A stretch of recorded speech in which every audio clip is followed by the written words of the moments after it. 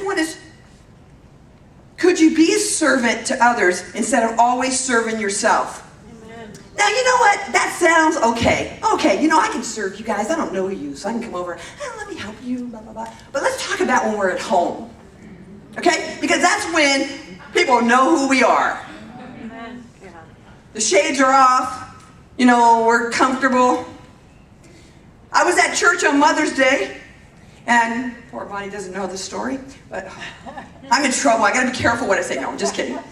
We were at church on Mother's Day, and at Mother's Day at the church up in the mountains where my husband's a pastor, they did the most beautiful thing.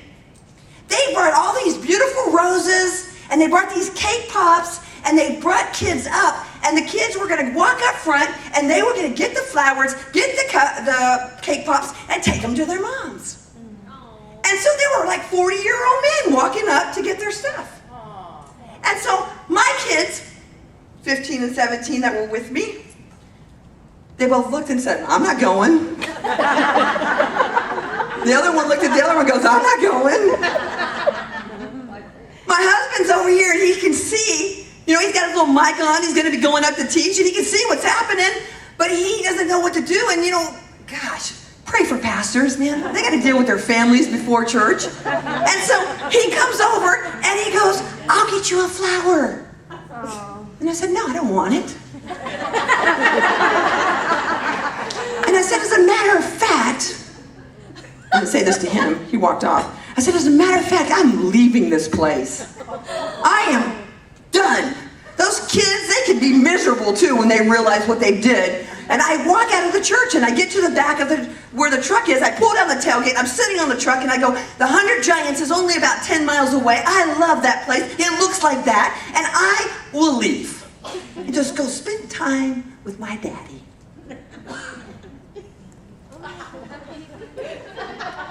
Can we be servants when our family treats us like that?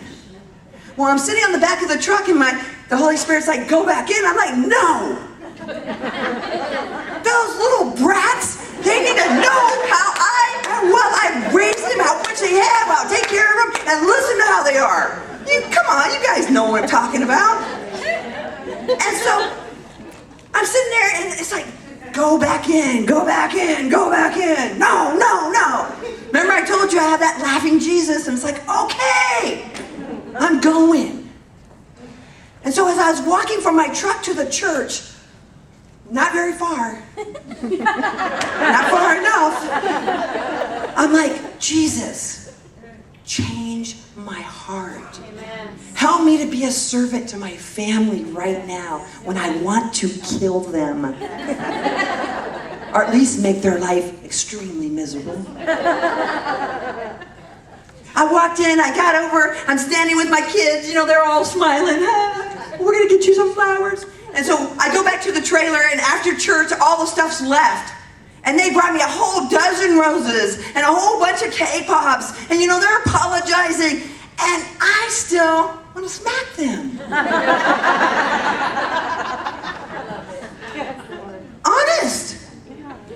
Can we be a servant when we don't get it the way we want it? Amen. Can we be a servant when our expectations are not met? That's what being a real servant is.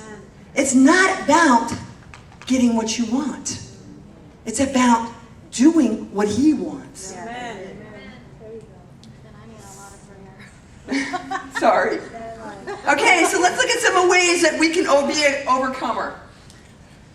Number one, we need to keep our eyes on Jesus, and we're in a bunch of Christian women going, what? That's easy. Really? The number one thing is we need to keep our eyes on Jesus. Amen. If we can keep our eyes on Jesus, would that been as big of a deal? Right. No, because you know what happened? I started thinking about myself, my own feelings. Why me? These kids. And I have 6 of them?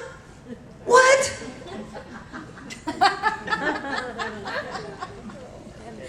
Was that crazy? But we need to keep our eyes on Jesus. Because ladies, we're called to love our families, love our husbands, love our kids when they aren't lovable. Because you know what? I hate to break the news. We're not lovable a lot of times. Amen. We are not lovable a lot of times.